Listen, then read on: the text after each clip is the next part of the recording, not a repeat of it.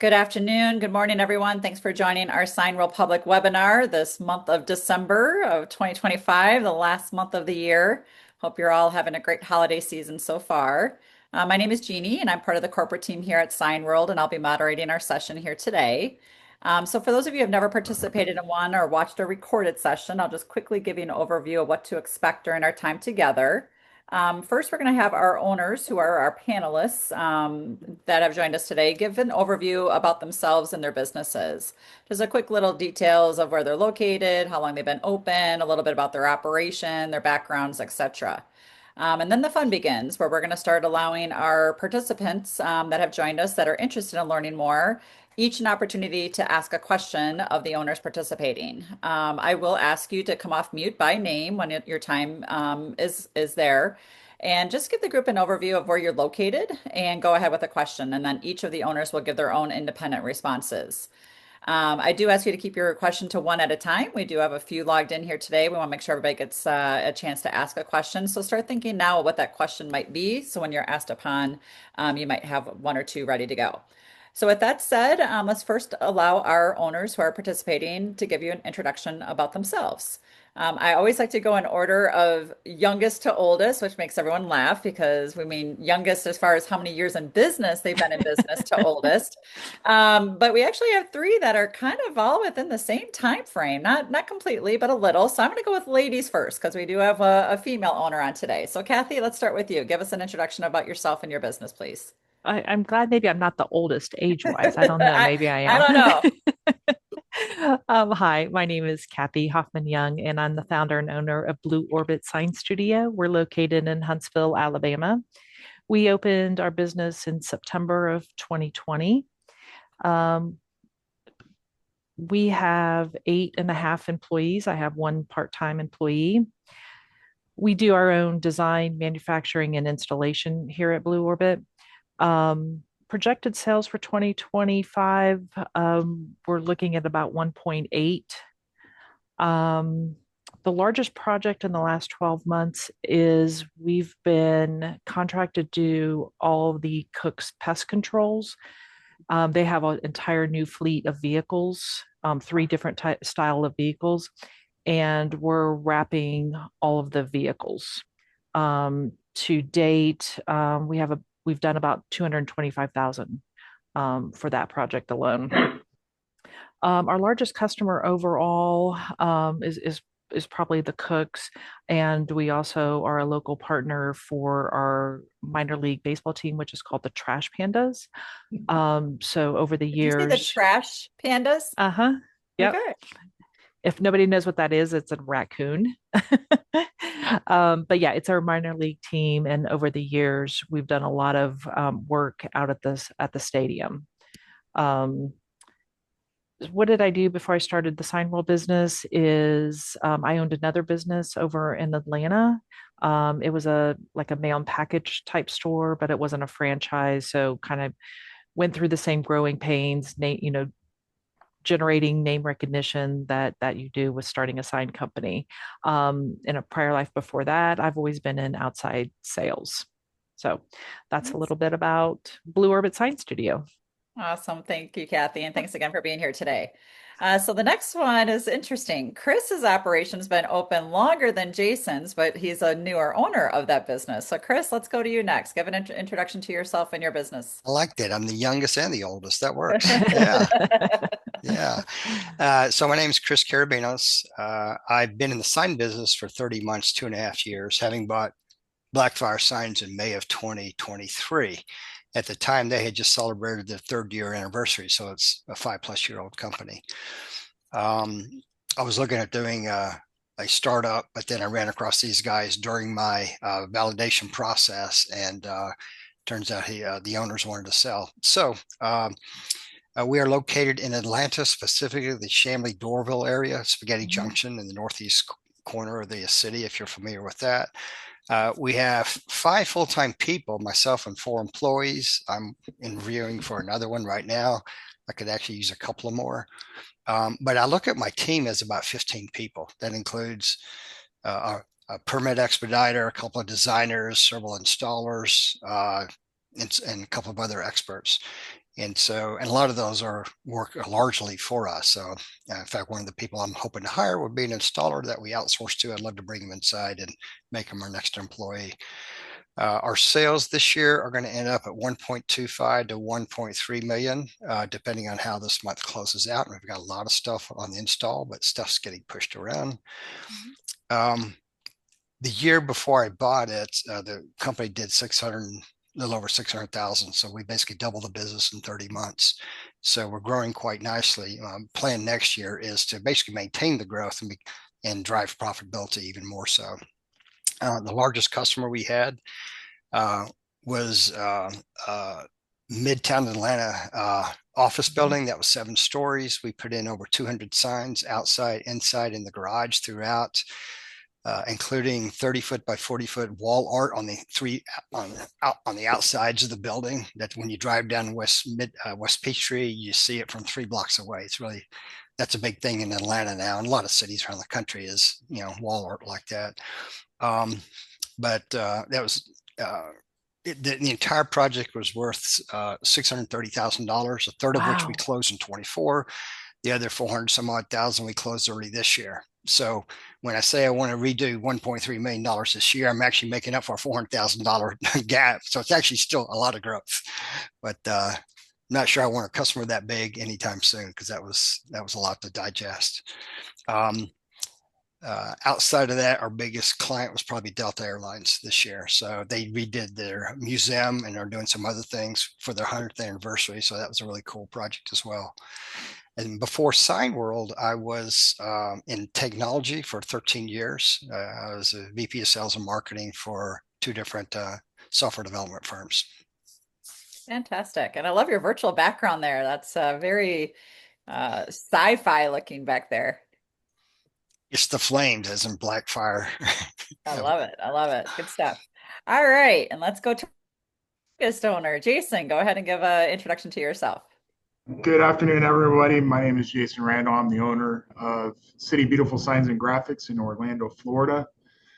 We've been in business since I signed with Signworld in April of 2022, but we actually opened our doors in November of 2022. I've got 3 employees, including plus myself and my wife, who works part-time here. The sales for 2025, we're going to hit about 500,000 this year. Let's see, our largest project in the last 12 months has actually been a client of ours that reached out to us earlier this year, Cora Physical Therapy, and they're doing a big rebrand. And so we've done 9 different locations so far this year, and with a total of about $60,000 in revenue. Before I joined up with Signworld, I was in records management. We did hard copy file storage for different businesses around the country. So a little bit different type of format, building signs as opposed to storing records. Yeah, absolutely. Awesome. Well, thanks for joining us today, Jason, as well as you, Chris. Jack, do you want to give a quick introduction to yourself if you're going to answer any of the questions here today? Well, Chris, I consider myself the oldest Signworld owner because I started in 1995, but I act like the youngest. You do act like the youngest sometimes, that's for sure. I used to grow up. I ran my operation for 10 years. I grew to about 1.3 million in sales, staff of 11. Sold the operation, joined Signworld Corporate Staff, finished buying out the ownership of that in 2014, became the president owner of Signworld. Held that role for 10 years until last spring when I passed it off to Dan and Jean. They're now in charge. But I refuse to give up. I'm still hanging in there and working hard and doing what I can to help. My largest customer was a regional developer for Subway. You would think once the Subway operation opens up, they're done. But if you think back, Subway's logo used to be yellow on brown, then yellow on black, then yellow on green. Then they changed the font, then changed the outline. Subway changes every single sign inside and out every 5 years. Well, that was about a $250,000 per year customer. Prior to Signworld, I ran a wholesale food distribution company. Nobody joining Signworld had any sign experience. When I answer questions today, I'll answer either from more the whole network or the field of it. Other times, if it doesn't need to be answered, I'll just go on to the next question. All right, awesome. Thanks for being here today, Jack. All right, now it's the fun time. We're going to turn the floor over to our participants who have joined us today. Again, I'll call you by name when it's your turn. Peter, I see you're already off of mute, and I'll go ahead and ask you first. Go ahead and tell the group where you're located, and go ahead and ask a question for the group to answer today. Hi, my name is Peter Martinson. I'm in Nashville, Tennessee. I've lived here since March, and I previously lived in Raleigh, North Carolina. I've been in corporate America for over 30 years, and I've been laid off twice in 18 months, and I really don't want to go back. So I've always enjoyed making things, so I like the idea of making something physical. So I guess my first question is, while waiting for your building to be completed, so I guess Kathy and Jason, this is more for you. How much of your time day to day did you spend on the virtual side of your business while you were waiting for the store to be created to start getting customers and the like? Just as far as how long it took them to find a location, or just how running a virtual business works? I want to make sure we understand the question. Yeah, so I'm curious, while you're finding the physical location and it's being built out, right? That takes some period of months. Mhm. How much time did you take day to day working on the virtual side of your business? Was it a full 8 or 10 hour day, or was it a lot shorter time every day because you didn't have a lot of customers and you were waiting on brand recognition and the like? Yeah. Okay, perfect. So pre-opening activities when you first started. Obviously, if you're still trying to get a location set up, there's a lot of work in that too. But talk to Peter about what it was like for you those early months as you were getting started and how you kind of got the business up and running, and were you taking orders and projects while you're waiting to get your business ready? Jason, let's start with you first. Um, we actually, there's so much you have to do before you can actually even start taking orders. You're going to be drinking from that fire hose for several months, because if you're like me, you didn't know the difference between a channel letter sign and a monument sign. So you're constantly just learning. Um, the reason why it took us as long as it did, from April until November, when I said that I opened my doors, is I actually hired my first employee in August of 2022, but I spent the first 90 days just trying to learn the business, and getting the processes in place that we would need so that once we got orders, we would know what to actually do with them.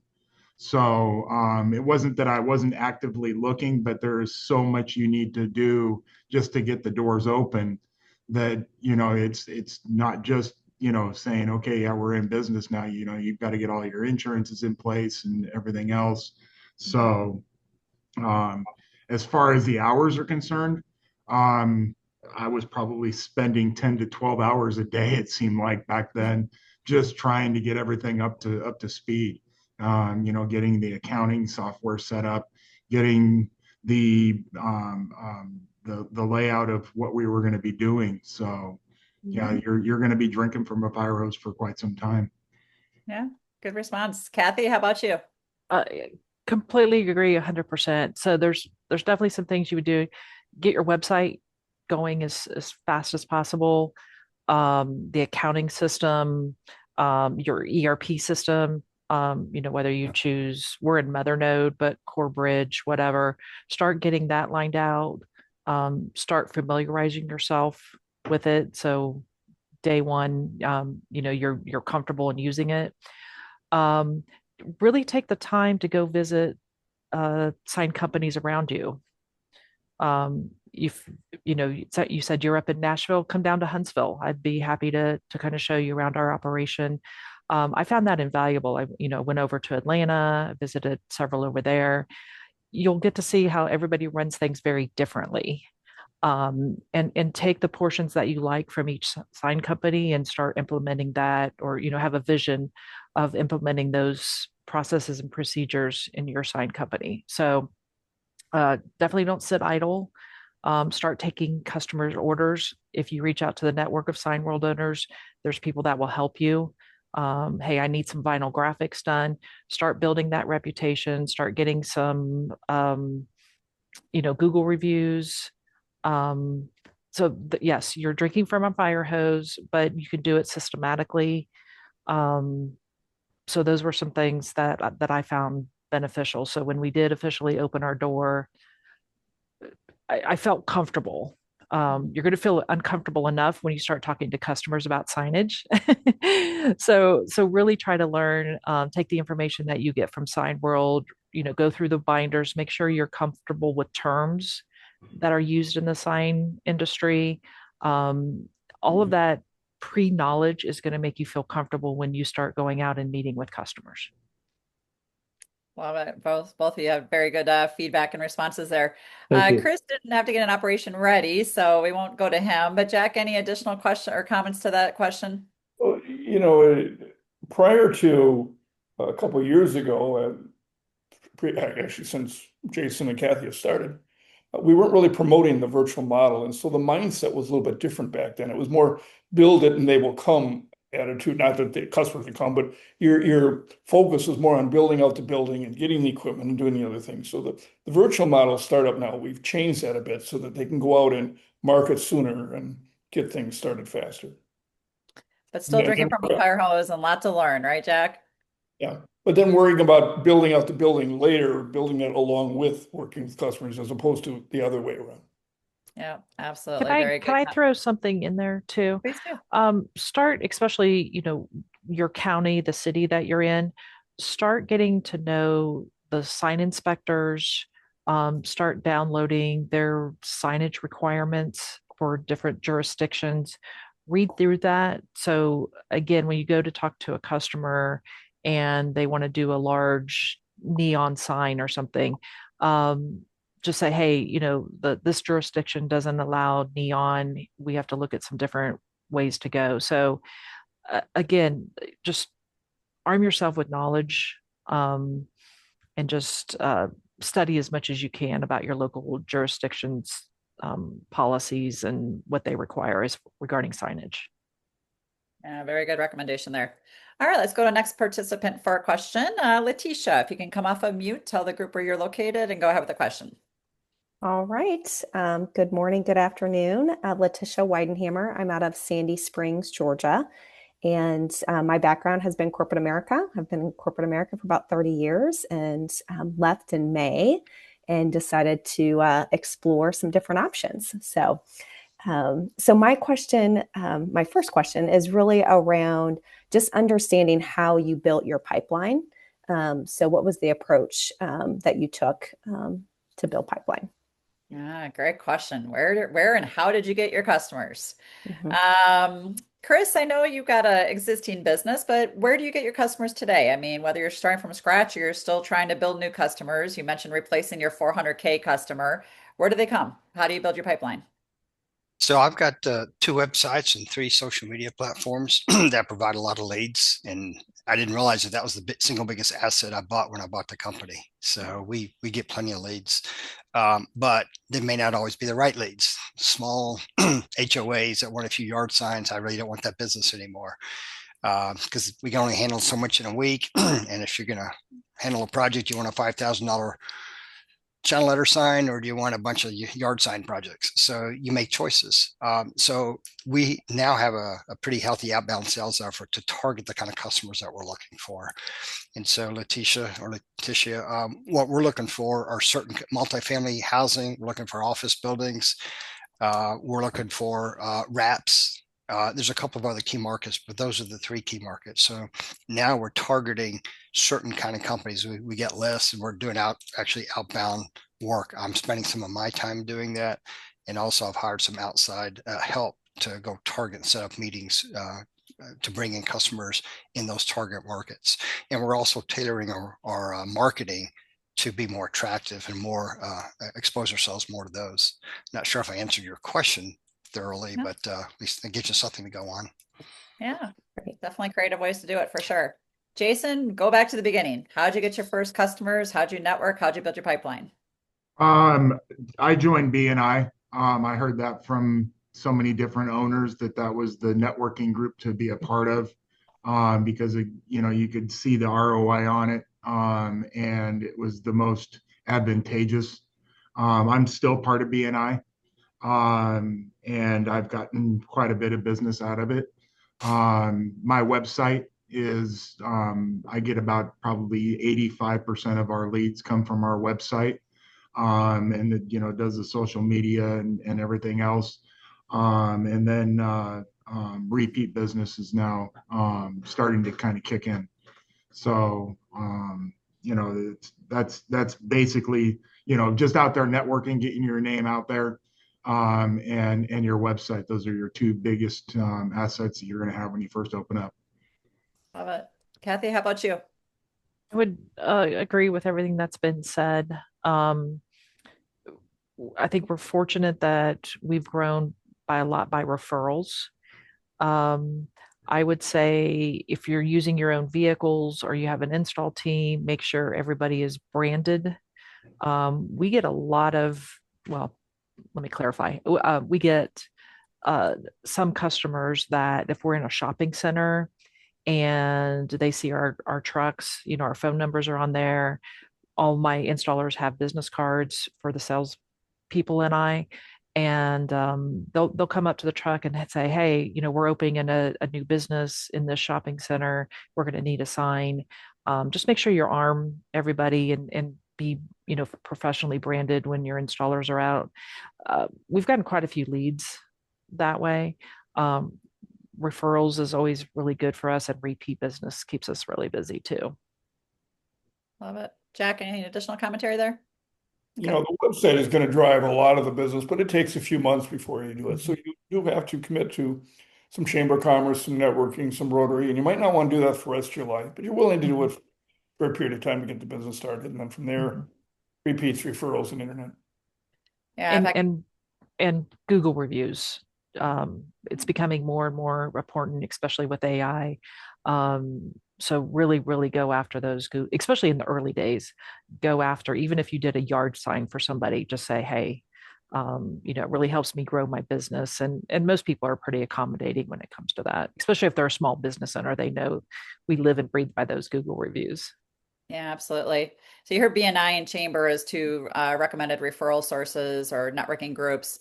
Something that I've been training a lot of our newest owners on is use AI as a tool and type it in ChatGPT. What are some good business networking Mhm. groups to be part of as a sign and graphics company in your local market? And you'd be shocked to see the number of unique networking groups that are out there. It's always, we got the traditional ones, even the Crew and BOMA, and you'll know these terms as you start looking at this industry more closely. But I'm always so surprised to see a bunch of other unique options. So there's a plethora of networking groups that you can be part of, and just figuring out where your time is best spent is key. But lots of great ideas of how to build your pipeline. All right, let's go to another guest. Mike Ludwin, if you can come off of mute, tell the group where you're located and go ahead with the question. Yeah, I'm Mike Ludwin. I'm from Yuma, Arizona, and been in the power generation field career for a little over 40 years. So this is definitely a change for me. But I'd like to know what all you considered were your biggest challenges during the startup process. Great question. All right, let's go to Kathy first. Kathy, going back to the beginning, what were your biggest challenges? I know talked about drinking from a fire hose, and there's a lot to put together, but outside of Time. just the learning term, yeah, and lack of time, what, Time. Um, I've been very fortunate. I know a lot of people say employees, but I've been very fortunate in that regard. I have a lot of employees who came from another sign company that did not treat their employees very well. So they came over to us and just been very fortunate. Collectively, we have over about 35 years of sign experience. So that's very beneficial.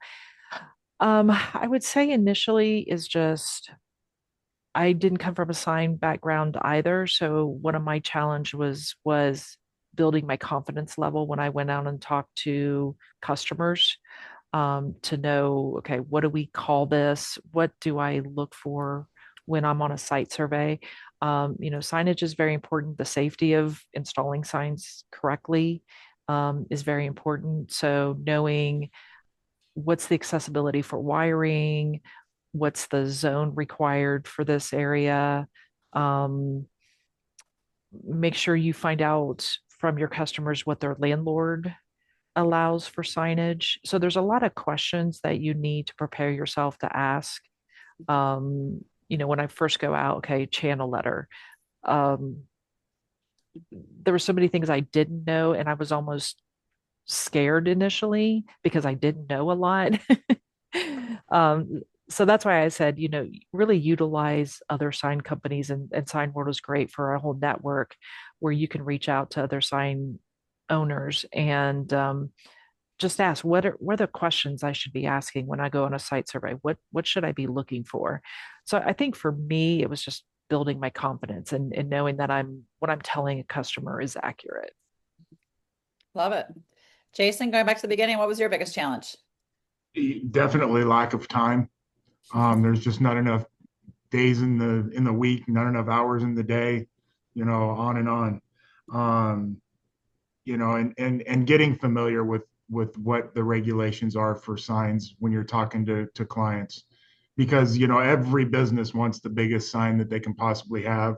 They all want as many signs as they possibly can have. Mhm. And knowing all the regulations, because every municipality, every county, every city has their own ordinance, and getting familiar with Muni code to go through all of that and read the jargon will be invaluable in when you're talking to somebody.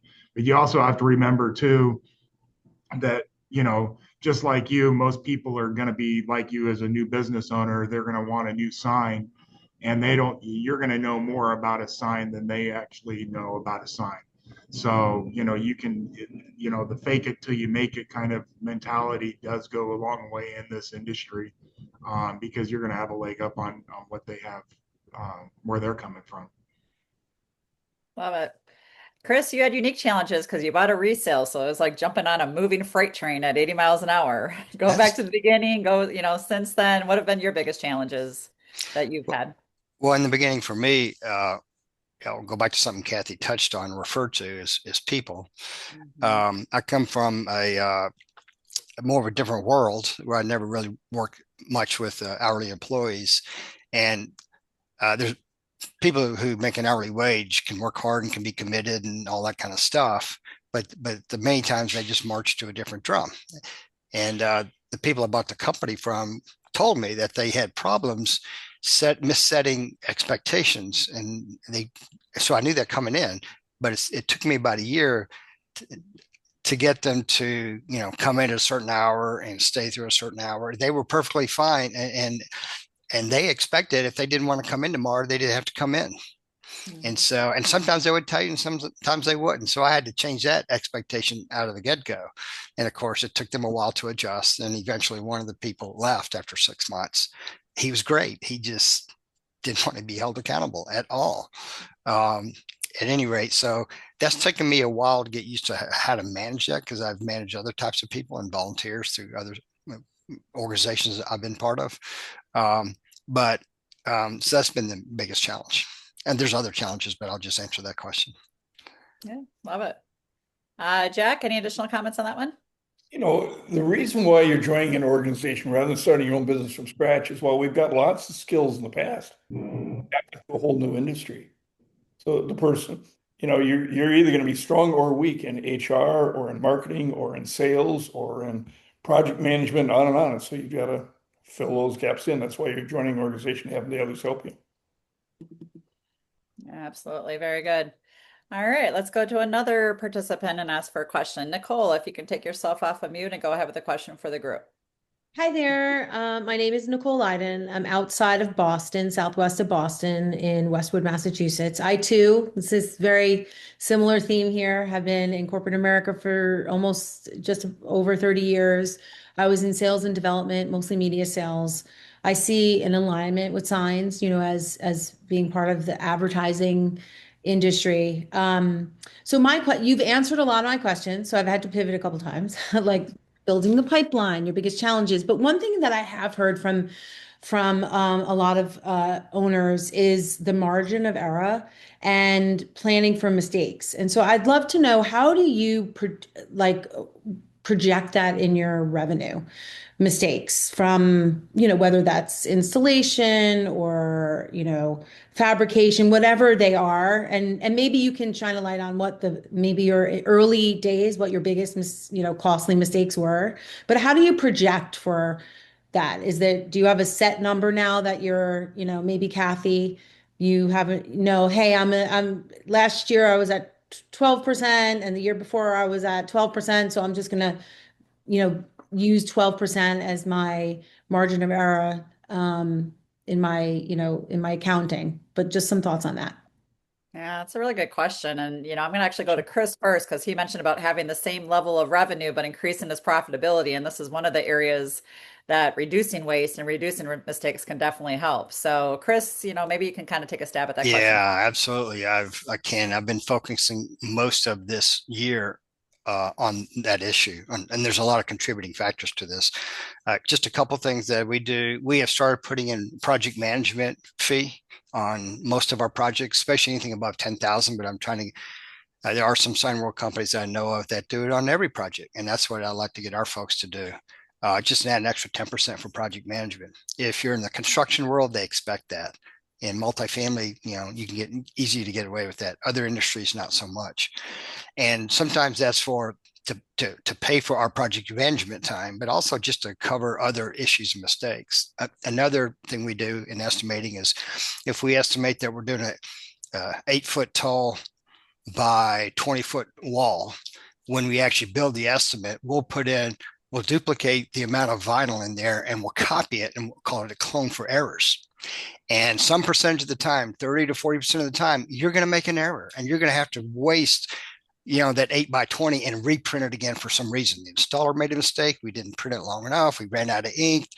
There's a dozen reasons on why you make mistakes. So we just clone it and we double the amount of vinyl in there. So when we have it, we've actually captured that. There's many other little things that we've learned to do to make sure we have room for errors and mistakes. You can't eliminate them, not in a custom sign company. Mm-hmm. Now, if we're making the same signs over and over, yeah, we can get really repetitive. And that's, Jack's talking about having this $250,000 annual customer, you're making the same signs over and over. You get really good and you can super minimize those mistakes. But every time you get a new dental office, new law office, and they want something, they're all different and there's a high potential for mistakes. So that's a really good question. Mm-hmm. Yeah, it sure is. Chris, I'm going to ask a follow-up, I think was part of her question. What was the most costly mistake that you've seen? And when I say cost, your hard cost for you. Oh, it just happened this past week, that $400,000 project. One of the things that we did, they had this fin, which is 5 feet wide, 185 feet tall. That was on the side of the 7-story building. And we put signage all up and down. It said exchange. And at the very top, it had their logo. Well, I got a call Monday from the client, said, hey, by the way, the top 2 letters have gone out. They're blank. And so you installed this 11 months ago. This is under warranty, right? So, okay, tell me how you're going to fix this. Oh, boy. So now we're going through the drill. Do we have to rent that 185-foot crane to go back up there, or can we approach it from the top? So our team's going in there next week to figure that out, but I'm holding my breath that we can fix it from the inside of the fin or from the top and not have to hire a crane again.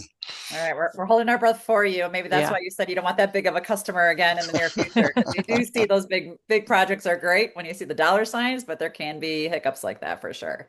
Mm-hmm. All right, let's go to Kathy next. Kathy, how do you account for mistakes that are likely going to happen, that do happen, make sure that doesn't impact your profitability, and how do you manage that overall? It's 100% going to happen. We always take the approach, when it does happen, we kind of debrief and figure out why it happened and what processes and procedures do we need to put in place to not make it happen again. So we've made some internal adjustments.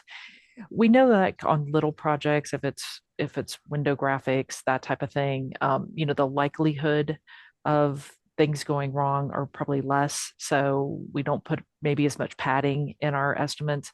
But you start getting these complex, more um, you know, customized type signs, we just know something's going to happen. So we just we just pad it more.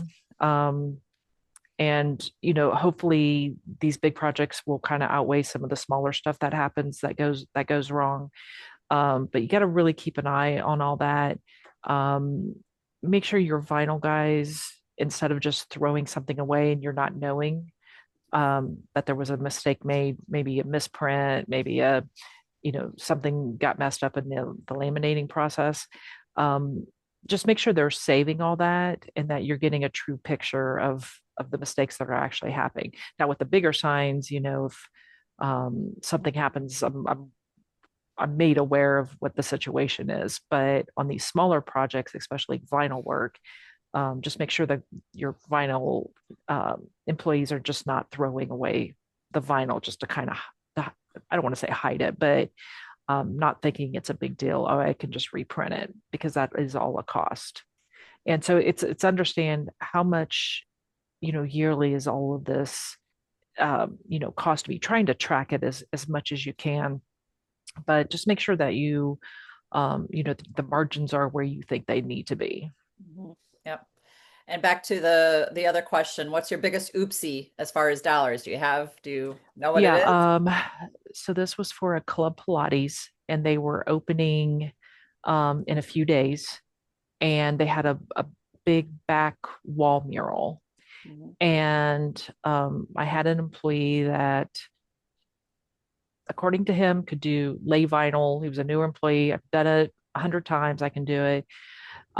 They did some patchwork on this wall mural that I didn't know had happened. The customer called very unhappy. This isn't the quality that we expected, because they were a refer- they were a referral from somebody else to us. So we had to tear all of the wall mural down, which peeled off drywall paper. So what we had to do was put up ACM panels, 5x10 ACM panels, and then played vinyl over that.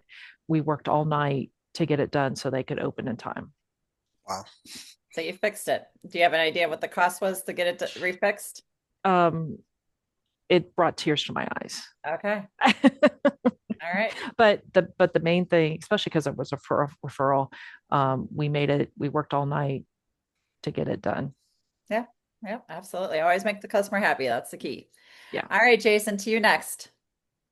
Well, knock on wood, we haven't had a huge mistake where it's cost us thousands of dollars. I've heard several horror stories where and it's not that uncommon to have it happen. It just hasn't happened yet, and I say that yet because I know it will at some point. Reprinting stuff. My guys are really good about, letting me know that, hey, we had to reprint this, there's a head strike, there was, something happened. Because the vinyl does cost money, and depending on the type of vinyl that we're printing on, it can be 30 cents a square foot, or it can be $5 a square foot, depending on the application. So again, knock on wood that we haven't had, a huge financial mistake. The biggest thing was when I hired on a couple of new guys this summer, and we did redid some ways of doing things in the back, is getting them to proofread, especially window graphics, because if you don't see it, when that transfer tape is on, you will when you take that transfer tape off, and the client will notice it right away. So one of the things that we implemented here was, when we proofread, we read it backwards. That way you can't read it, because your mind will read it the way it's supposed to. But if you go backwards, then you'll catch more of those mistakes. So Love it. Good tip. Jack, any additional comments on this question? You know, I could tell you a horror story that'll top all of these, but it's a little long, so I don't want to go into it. Four people on a red eye to Kalamazoo, Michigan to replace graphics that were on medical devices in hospitals all over the country. Oh I boy. learned how we managed to get the graphics on these pieces of equipment. They took it in-house and took the project away from me. So we fixed it and lost a customer. Okay. Mm. Yeah, as I think it was said in the very beginning, they will happen. You know, you just got to try to minimize it, learn from it, make sure you don't do it again, and, you know, measure it. I love the ideas that Chris mentioned, you know, padding your numbers to, you know, expected. I think those are all great recommendations.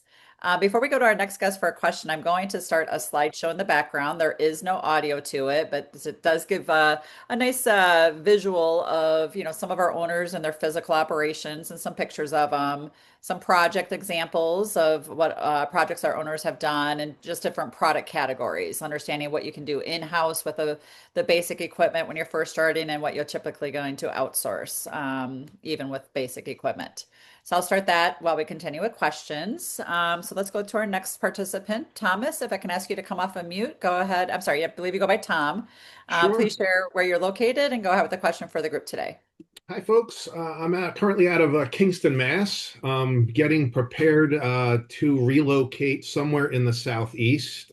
Been planning for an acquisition for well over 5 years. I've been in a senior architect, security operations manager for companies such as Iron Mountain, some financial debt services companies, healthcare, Siemens.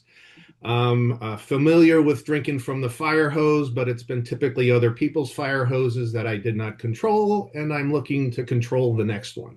With that, I've taken the last year and a half and I've started getting my hands. I've been a maker and builder my entire life, designed and built my own house. I've stood up a additive manufacturing farm, refitted my basement, and purchased a laser CNC system and have started posting on job boards. Haven't won anything yet, but my entire plan all along has to bend, along with all the manufacturing coming back to the States now, to take advantage of the SBA, state and local taxes incentives that exist, and acquire something somewhere. And I'm going to go wherever the best deal is. And been talking with Jack and looking at acquisitions both in and out of franchise, and potentially looking and talking about bringing something into franchise. And I guess I would just ask, what would you do at this point if you were looking just to simply grow? Because I could certainly sit here and continue pushing marketing and hire a couple people with some SBA loans, or attempt to jump on the freight train, as Chris put it, or someone put it for Chris. What would you guys think and consider about your acquisitions versus expansion with simple marketing? All right, great question. I hope I got the slideshow going. That was a little tricky for me. Are you guys seeing the slides on your side? Yep. Okay, great. Thanks for confirming. All right, let's start with Jason first. Jason, go ahead with the response to that question. Okay, so you're asking if you should start your own business or do an acquisition? Is that the way? Yeah, basically, yeah. I'm at the point where I could ramp up and start investing where I am, but I'm looking to relocate anyway. So advantages how or would you approach? disadvantages of starting Yeah. new versus buying a resale? What would you say? Yeah. Well, one of the things, and Chris would probably be able to answer this question a lot better than I would, because we started from scratch. Is when you start from scratch, you get to control a lot of the way you do your business, as opposed to when you buy somebody else's business. You're buying not only their equipment but their employees as well, and their way of doing things. And as Chris pointed out, you've got the people that are in this industry are in it for life. I can almost guarantee you that I will never leave this industry, because it grabs a hold of you and it won't let go. And the employees that are in this industry are the same way, but they do beat to a different drum. And you know, it's so having that mentality when you go in and you open your own business, you know, you can hire for culture from the get-go, as opposed to where Chris actually had to inherit, you know, his culture, and then he had to slowly turn it. So both of them are you know, optimal ways of doing it. Very good. I'm going to go to Chris last because he does have the best insight on this one. Kathy, let's go to you first. Starting new versus acquiring. What would you say are the pros and cons from your perspective? You know, obviously I started this from scratch, but I do agree when you're purchasing something that you are purchasing all the baggage that comes with that company as well. Maybe it's good baggage, maybe it's bad baggage, but you know, creating the culture that you want is easier, I think, from you know, building it from ground up. You can set that culture right from the start. Whereas if you have to change a culture, you know, there's always ruffled feathers and that type of thing. Um, you know, I can only speak to my experience, but I've built a team that we truly are a team and we have one goal. Um, and that's, you know, to make us the best sign company in Huntsville. So, uh, sorry, I can't share more insight That's on okay. that. Yeah, absolutely.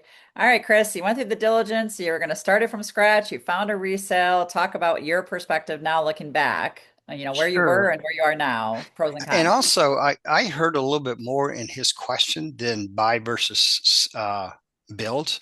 I also heard, how do you want to grow the company organically, you know, through marketing, through new customers, Mhm. or through acquisition. So to handle that, to address that second one very briefly, right now we're growing organically by adding new customers, marketing and sales, and we're growing nicely.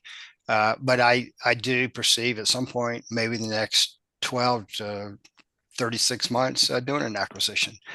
You know, once I get the culture of the business I want and the market mix and the pricing and all that stuff, I would like to buy a company. So I thought that was part of the question too. But back to the decision to build or buy, um, there's lots of pros and cons, and if anybody's really serious about it, I'll be glad to share a document that I've developed to help me think it through, because I was weighing both of them heavily for about a 3-month period. Um, the pros on starting a company is you get to build your own culture, get to build it the way you want to. It also costs less versus buying a company. You're buying something that existed, it costs you more money. But at the same time, I didn't have to go find a lease. I didn't have to buy equipment. I didn't have to find people. I didn't have to start websites. So, you know, you got benefits and you got pros and cons on both sides of those things. And given my age, I wanted to run something for 5 to 10 years. If I was in my 30s, you know, it may be a different question, but you know, I was 62 when I bought this thing, and I said, you know, I could shave a couple of years off this if I just buy a company, get there a little quicker, and so I was, and plus I was in a place where I could do that. I could actually spend a little bit more and go ahead and buy a company. We worked our way through the culture issues. We're got a nice setup now. We're growing nicely, and I mean, there's lots of other pros and cons. I know this is meant to be a short answer, but I'll be glad to get into a more longer discussion if anybody wants to follow up. I love that, Chris. Thank you for Please. sharing. And thank you for calling out that I missed half the question because I was trying to Yeah. get this PowerPoint to work and I was distracted. So sorry for that. Kathy, do you have any plans of doing any growth through acquisition, or do you just plan to continue to grow organically? What's your thoughts on that? I'm always open. It's just going to have to be the right opportunity. There was a sign company that I knew the owner was retiring. I did approach him, but he already had a buyer lined up. So I'm keep my ear to the ground and see kind of what's happening. We have 2 local sign inspectors, and I'm always asking him every time he comes in, you know, what's the scuttlebutt out there? So I'm always open to the idea. Okay. Jason, how about you? Yeah, we're always open to anything that might be coming down the pike. So And that's the great thing about this industry as well, is it's a very tight-knit community, so to speak. It's very collaborative as opposed to competitive anyway. So you'll learn to talk to other sign companies and be able to find out what's going on in the marketplace. Very good. Thank you for that extra contribution. All right, let's go to another question from another participant. Joel, if I can ask you to come off of mute, go ahead and tell the group where you're from and tell us a question you'd like to have them answer. All right. Thank you so much. Yeah, this is Joel. I'm in the greater Seattle area, kind of 30 years of corporate experience, and yeah, kind of looking for what's next here. Talk to me a little bit more about kind of competition and coming in as the new guy. How do you find your place in a busy market and yeah, kind of finding your niche? Well done, Joel. Outside of what's been your biggest challenges, that is probably the most popular question we get during these sessions. So thanks for asking that one. So think about competition. What did you think about it before you started? I always like to kind of ask that part from our owners too. What were you thinking when you were exploring this industry? And what do you think of your competition today? So, Chris, you still did some diligence when you were exploring. What would you say to that answer there? Yeah, I drilled down on that one heavily. I talked to 6 companies that were in Atlanta during my process, and every one of them said, yeah, there's a lot of sign companies in Atlanta, but there's a lot more business. He said, and also I knew that the owner was saying, we can't handle all the leads I get, which I thought was weird.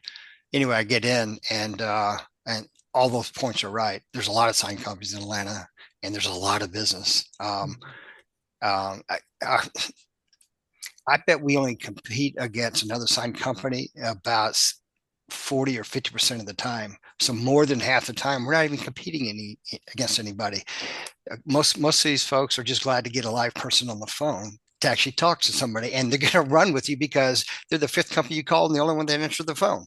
There's just not enough sign companies out there, as weird as that sounds. And in a big city like Atlanta, I know one of you guys are in Atlanta. There's just a lot of business. I know some rural areas may not have that same situation, but we found that to be true. Love it.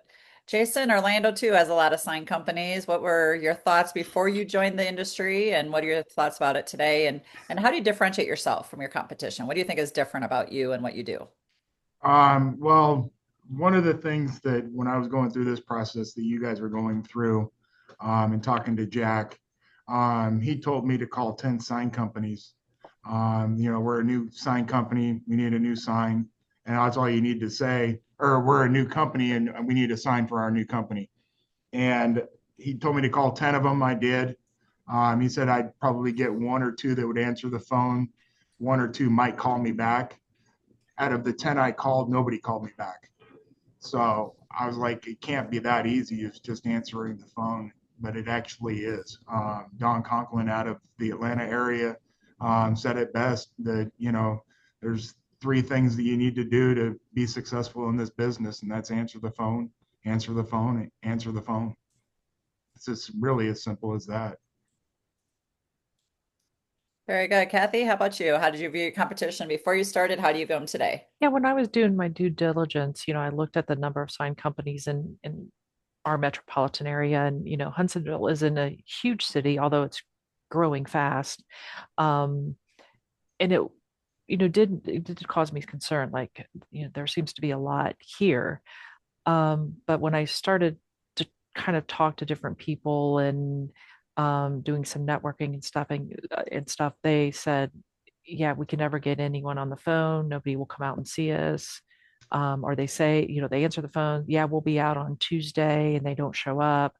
So that started to make me feel better. Now that we're into it, I still find that to be true.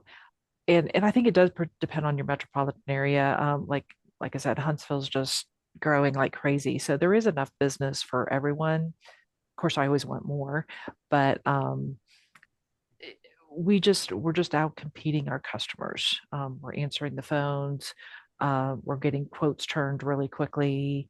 From my perspective, some people will take this differently, but I love on-site visits with the customers. I think that has helped us sell quite a few jobs rather than just kind of blind quoting. Now, granted, it depends on what the size of the job is. If it's just small window graphics, we're probably not going to go visit. But if for larger projects, I'm going to take the time and invest it in my customer and go out and talk with them. And I'll get comments like, "You're the only one that has wanted to come out and see us." Most of them will take Google Map shots and just, give us pricing based on superimposing signs on the building. But I really want to educate the customers and let them know that, this is a collaborative approach, because you'll get to customers and they know nothing about signs. So it's kind of talking through with them, what kind of sign you're looking for. Do you want it lit? These are the price ranges for certain types of signs that you're talking about. Customers have no concept of the price of signs. And so I think kind of, just taking a consultative approach with them and giving them all the information has really helped me to make a lot of sales, where versus our competition who doesn't even want to go and meet with the customers. Love it. All great answers. Especially early on when you're just starting your business. Yeah, absolutely. Great feedback there. All right, we have one more participant to ask a question. Curtis, if you can come off of mute, tell the group where you're located and go ahead with your question today. Hi, this is Curtis. I'm calling from Georgia. I'm basically here just on a discovery and fact-finding mission. I actually had the pleasure of talking to Dick Cassidy earlier this week. We had a great conversation, and he reminded me that this call was going on today. Unfortunately, I wasn't able to join until the bottom of the hour, so I'll have to watch the first half when the recording is available. So no questions at the moment. Just taking in everything I'm hearing, and yeah, just thanks for having me on. Yeah, absolutely. Well, Curtis, everyone start. I'm sorry, Jim. Curtis, I'm in Atlanta, so if you're anywhere near Atlanta, feel free to give me a call. I'll be glad to spend some time with you and answer your questions. Perfect. Thank you, Chris. I'm right over in Smyrna, and go Jackets. So yeah, thank you. Yeah. Good stuff. Well, that's what this is all about, right? Learning and growing your knowledge. So thanks for joining us today, Curtis. Well, with that, if anyone has a quick question, if you want to raise your hand or come off of mute, we'll allow one more quick question. I see Peter went first. Go ahead, Peter. Yeah, so you know, y'all learned a lot of stuff before opening your doors, and all the due diligence and these owner calls and talking with Jack or Dan. But what did you find out after you started your business that you were like, man, I really wish I'd known that before I started? Good question. Going back to the beginning, what did you wish you would have known? I see them all kind of searching here for an answer. Let's go with Chris first. Chris, what do you wish you would have known? Yeah, I wish I would have had a little more cash at the beginning. It was a little stressful the first 3 or 4 months. Because when you buy a company, obviously the people selling the company, they want to clear the project list before they sell the company, and they did. I don't blame them for it a bit. I would have done the same thing, but it took a while for our project or work in progress to build back up. So the first couple of months were a little bit dry, and I had all the bills to pay. So Yeah. I took everybody's advice because I asked that question of all the 20 sign company owners I talked to, and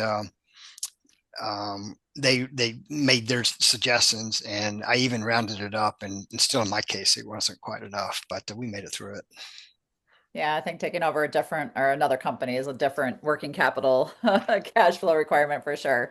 But very good recommendation there. Jason, how about you? What do you wish you would have known? Because you don't know what you don't know when you're opening this thing up. I mean, it's kind of one of the things that I did do as I was, trying to get this thing ramped up is I would actually go back and listen to these calls in the background, because once you're an owner, these calls actually have a much, much different meaning. And there's a lot of golden nuggets that are hidden in these things.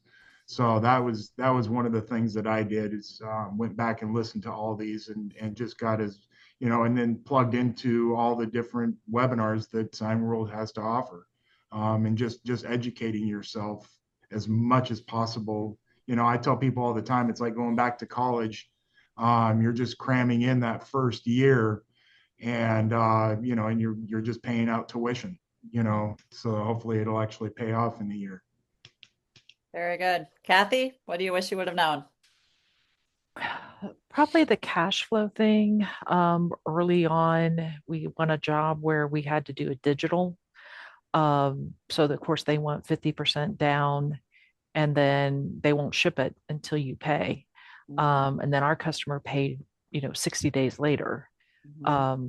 So having a cash flow, anticipating those, if you're, outsourcing your manufacturing, those bills come up very quickly before you ever get paid from your customer. So that was probably one thing. I would go and visit as many sign companies that you can in your local area, other Signworld owners, live a day in the life of, asked if you can weed vinyl or go out on an install and see what the installer, what their day-to-day life is like, because that's not an easy job. So just get real familiar with every aspect of the building. There's still going to be, when you first start up, you're like, oh, I wish I would have known that, but you'll be so far ahead of the game if you take those steps. And yeah, just as much knowledge as you can possibly have before you open your doors. Yeah, gotta be a sponge, 100%.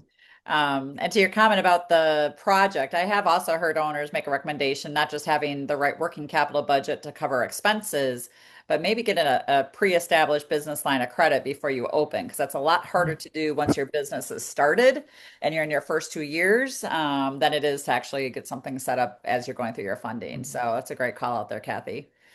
All right. Well, with that, it is past the hour, and we do need to wrap up because I know our owners are very busy trying to wrap up their month of December and also get ready for the holidays. So, with that, Chris, Jason, and Kathy, thank you so much for being part of our time together today and sharing your perspectives. We really appreciate that. And for our prospective attendees considering this business, we look forward to the additional conversations to come to help you further vet and identify if this is the right direction that you want to take in your life. But we appreciate you tuning in and learning more about Signworld today. Hope everybody has a wonderful, blessed holiday and have a good rest of your week. Thanks all. Take care. Thanks, everyone.